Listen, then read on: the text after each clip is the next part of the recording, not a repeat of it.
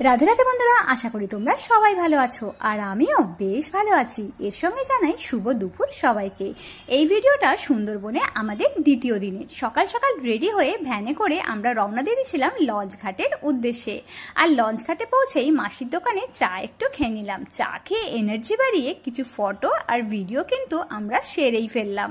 তারপর পৌঁছে গেলাম সোজা লঞ্চে, আর লঞ্চে পৌঁছতেই হাতে পেয়ে গেলাম টিফিন খেয়ে পৌঁছে গেলাম সাজনেখালিতে। সাজনেখালি জায়গাটা কিন্তু আমার বেশ ভালো লেগেছিল। এখানে গিয়েও আমরা কিছু ফটো তুলে নিলাম। আর এই যে এই দাদাটাকে দেখছো, এই দাদাটা কিন্তু বেশ মজার। যতক্ষণ ছিল সবসময় সবাইকে হাসিয়ে আনন্দে রাখছিল, তাই দাদাটাকে আমি একটু নকলও করছিলাম। আর দাদাটা না ভীষণ ভালো কুকুরের ডাক ডাকতে পারে, যেটার জন্য আমরা মাঝে মাঝে আটকে উঠছিলাম।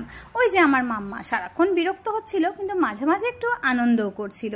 আর এই জায়গাটা আমার কিন্তু বেশ ভালো লেগেছে। তারপর আর কি আবার চলে এলাম লঞ্চে।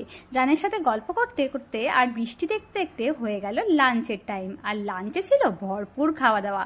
এত কিছু খাওয়া দাওয়া করে আমাদের কিন্তু আইঢাই অবস্থা। তারপর পৌঁছে গেলাম আর একটা খুব সুন্দর জায়গায়। এই জায়গাটা আমার কিন্তু বেশ ভালো লেগেছিল, কিন্তু এখানে পৌঁছতেই প্রচণ্ড বৃষ্টি শুরু হয়ে গেল। তাই দেখো কাকচান করে ফিরে এলাম লঞ্চে।